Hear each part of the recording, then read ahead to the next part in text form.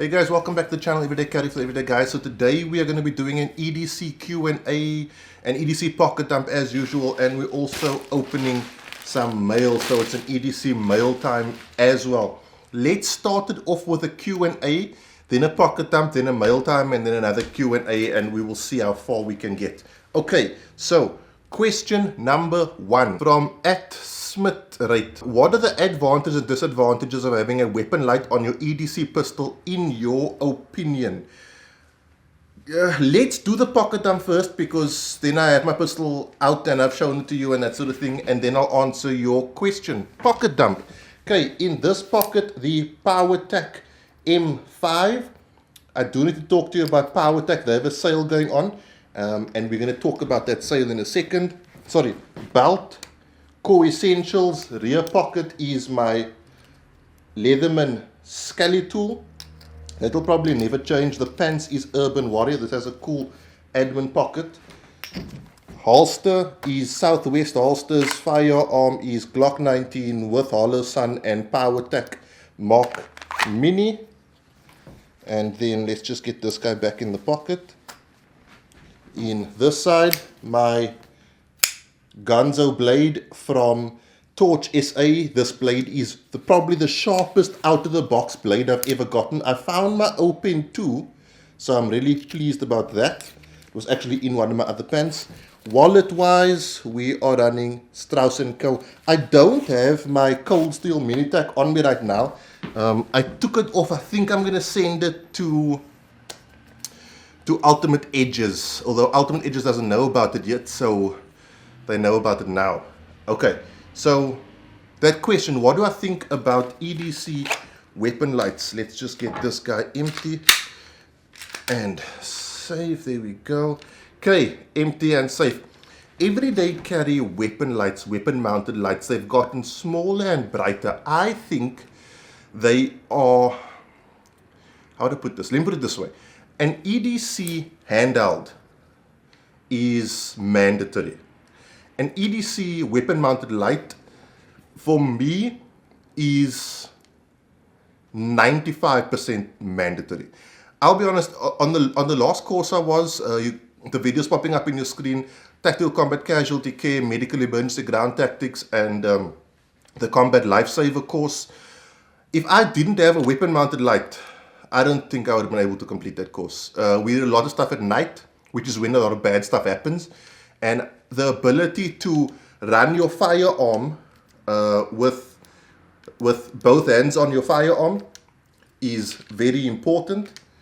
I think light is might. The first person to see the fight is often the first person to get the shot off, is hopefully the first person to get shots on target, and very often the first person to get shots on target is the one who wins the fight. I can't stress enough personally how much I think an EDC weapon mounted light is important.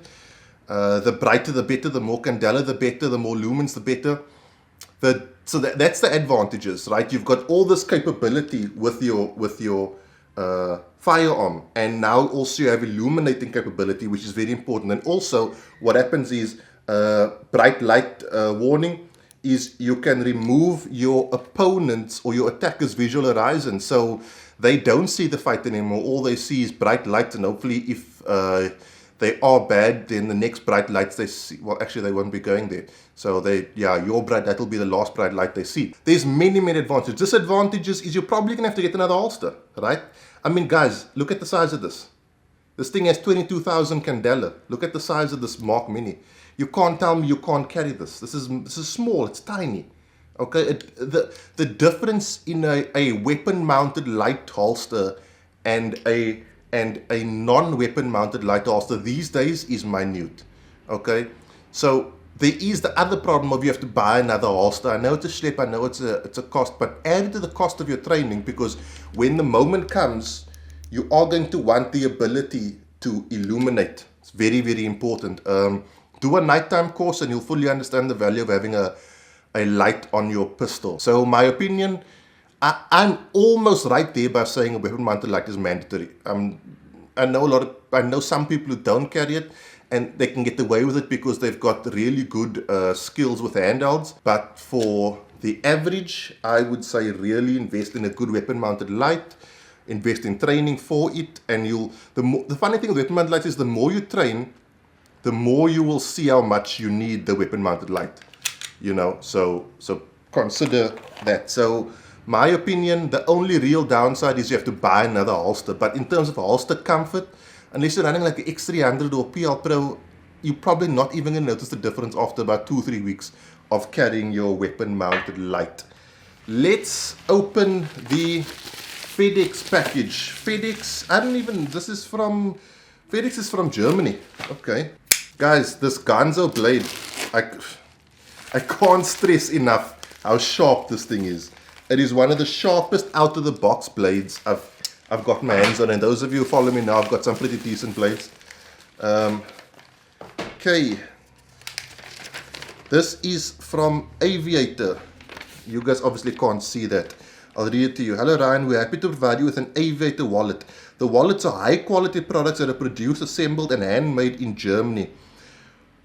Once figured out the trick, it is a super easy to use and perfect solution for people like you who want to carry less in their pocket. Here is the promised Aviator wallet in carbon and carbon cash clip, my apologies, and coin compartment made of aluminium. We hope you have fun with the Aviator wallet and look forward to seeing our product on your video. Kind regards from Bavaria, Germany, Miko. Miko, that's a really cool name. Guys, this is how you package things. In paper. Wow. Fancy, right? Classy, classy. The packaging is really high class, which I appreciate. Slim wallet with quick access for 1 to 20 cards made in Germany. RFID, NFC protection, optionally with coin compartment. Whoa. That is some classy freaking packaging. Wow. This has an amazing feel to it. That's freaking awesome. So obviously you pull it like this to release your cards. You guys are going to probably see quite a bit of this on the channel. And then it's got a coin compartment. Oh, it's got like a matte coin. So if you have a few coins, you slide it into there. And this can flex so it can hold up to 20 cards. And it's got a real, I mean, look at this. Look at this tool that it comes with. That's freaking awesome. That's really cool. And then obviously your notes go in there. Miko from Aviator Wallet, thank you so much. This is really, really cool. I always enjoy and really appreciate you guys sending things. And video tutorial, you can't see it. There's a QR thingy here where you can, a QR scannable thing where it takes you to a video tutorial. Very cool, really nice. I always appreciate guys sending me things from overseas because it costs a lot of money, and you know, our little South African EDC channel that could just keeps on coding. Thank you very, very much. I'm gonna rock this. You'll see it in future videos as well as on my Instagram. Really, really nice finish. That is really nice. Thank you, Aviator, and thank you, Miko. EDC Q&A, 2 questions if I may. In your opinion, what are the best dry fire aids?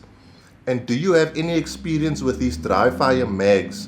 What are your thoughts on getting a red dot sight off the bat as a first time gun buyer? And if not right away, is there anything wrong with getting suppressed sights first as an upgrade instead of spending money on standardized sight with the intention of getting a RDS in the long run? From Ben Bettendorf.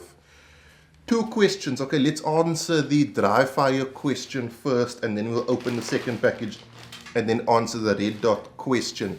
Dry fire aids. Okay, so going from least expensive to most expensive. No, let's go. Yeah, no, let's forget expense. So what is really cool are these Keyron laser reactive targets. They're made here in South Africa. They are produced here in South Africa locally. You can get your hands on them.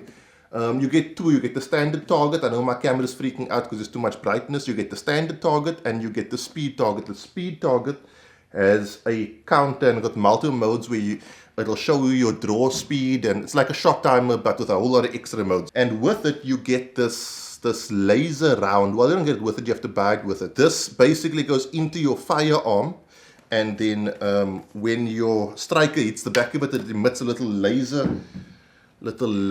Can you see? I don't know if you can see.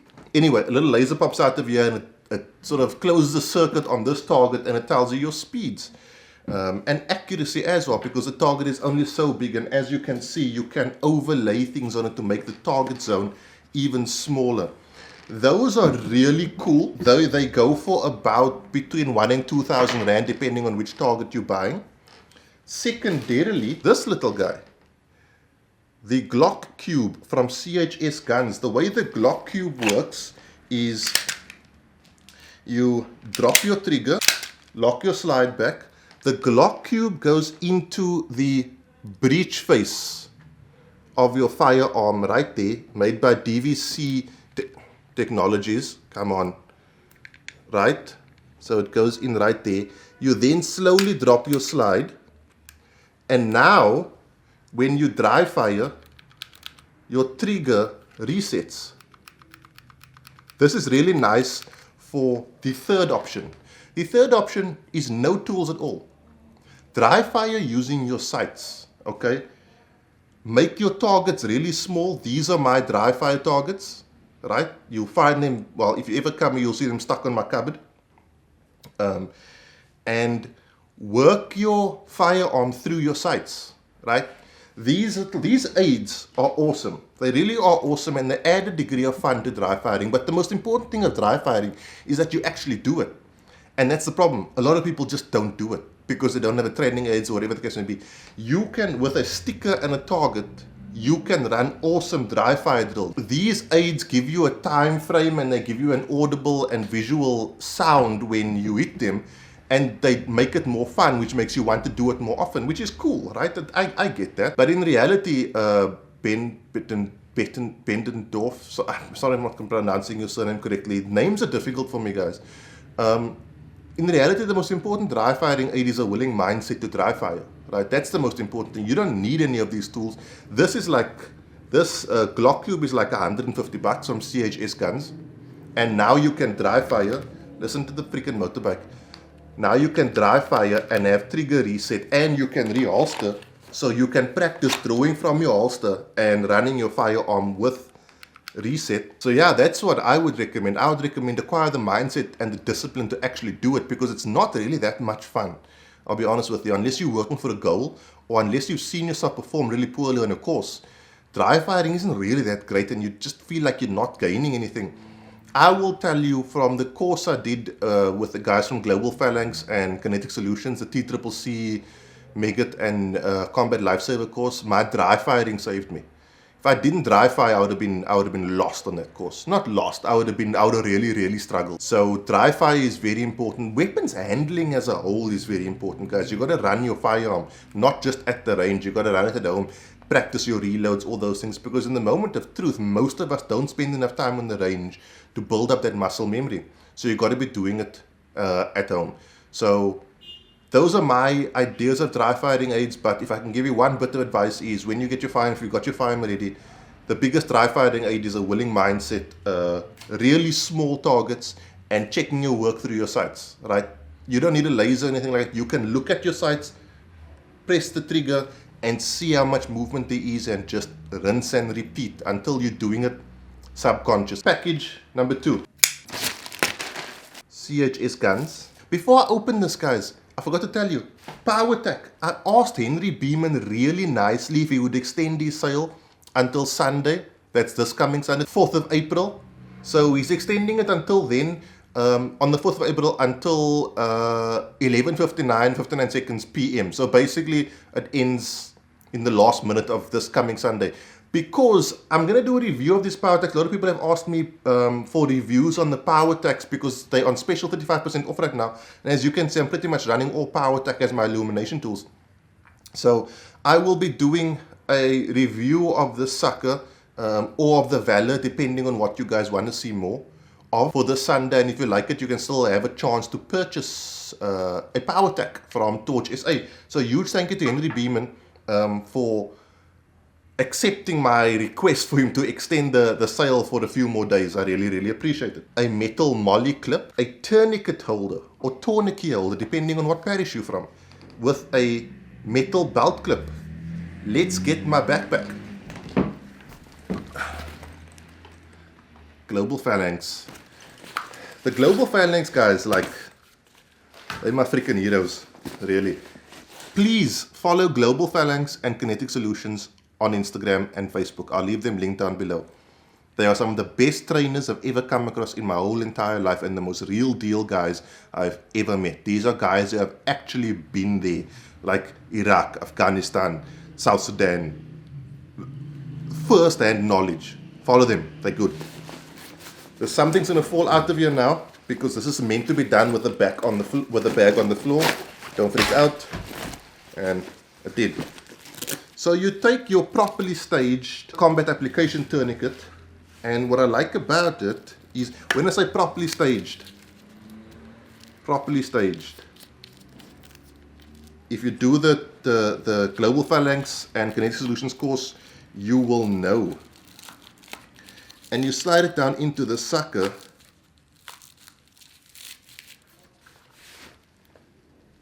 Nice, right? How awesome is that? And the cool thing is, this here isn't closed, so it flexes. So if you want to run a bit of a bigger tourniquet, or you haven't folded it as perfectly, it'll still fit. Let's get it on the belt. It's really awesome for your range setup, right? Having something like this. Let's just tuck it down here for the sake of... Not bad. And there it comes. I like it. I really like it. And it's cool because it holds it tight enough to where it doesn't fall out, but loose enough to where you can pull it out. So that's really cool. Tourniquet holders. These are, I think, like $6.35 from the fine folks over at CHS Guns. I'll leave them linked down below. Thirdly, really appreciate Aziza for sending me this. Thank you very much, Aziza. I really appreciate it, as always, for all of your support. And then the last question was from Ben Bettendorf about getting suppressor sights and a red dot straight off the bat. Suppressor sights, that's fine, because they're around the same methodology as using standard iron sights. They're just higher, but at front sight focus, equal light, it's the same thing. So you might as well just go for that straight off the bat if you are going to get a red dot anyway, as opposed to buying aftermarket sights that are not suppressed sight and then buying suppressed sights when you get your red dot. You might as well decide for suppressed sights if you definitely need the red dot. Getting a red dot straight off the bat, I'll put it to you this way. Unless you are going to commit to training with your iron sights a lot, I would hold off, right? The reason I'm saying, and here's the thing, again, I'm coming back to the course I did with the Global Phalanx guys. I couldn't take my gun to Johannesburg, so I had to use someone else's gun, and they had a standard Glock. I think it was a standard Glock Gen 2, Glock 19 Gen 2, for the first day. So I had to know how to shoot with iron sights, and shooting with iron sights is different to shooting with red dots. Shooting with iron sights makes shooting with red dots easier because you understand a lot of the fundamentals of presentation and sight picture and things like that. But what you do with your eyes is different. Iron sights, you're focusing on your front sight. Red dot, you're focusing on your target, however far or near that may be. So you've got to take that into account. So Ben, to answer your question, I hope you don't mind me shortening your name there. To answer your question, if you have the money and you know you're going to have the money and the red dot is available, I would hold off. Get some training in with your irons, but understand how to use your irons a lot, and then buy the red dot. Or if you can, buy the red dot and still train with your irons. Maybe don't mount the red dot yet. Or thirdly, mount the red dot, but commit to training with the irons, because if you're getting suppressor sights, you'll be able to see your sights through your red dot. Now there is the difference of your sight picture is going to be slightly different with your suppressor sight with your red dot mounted. It's going to be a different sight picture, and that's true, it is a different sight picture. So there is that. The answer to your question on the whole is it doesn't really matter what you do. Just make sure you can shoot with irons. That is the important thing. However you achieve that, with or without the red dot on your firearm, that's going to be up to you, right? Because at the end of it, it's your life or someone else's life that you might care about. It's on the line. But you definitely want to be able to shoot with irons and train with irons and know the mechanics of shooting with iron sights, not just the mechanics of shooting with a red dot. Yeah. That's a good answer. I think that'll be my answer. Guys, that is it for today's video. Just a reminder, TorchSA have very kindly offered to agreed to extend their power tack sale. I'm running pretty much all power tack on my Luma native tools. Really like them. Huge thank you to Aviator Wallet for my super awesome minimalist wallet. Huge thank you to Aziza from CHS Guns. This is going to be put to good use. I really appreciate you supporting the channel by sending me these things. And a huge thank you to you guys for asking the questions you ask. Guys, if you have any questions, obviously, just pop me a DM on Instagram or Facebook. I'm EDC for the EDG everywhere. And I'll answer your question on the channel. That is it, guys. I will see you on Sunday for a review. Have a good week. Be safe, train on. Cheers. God bless.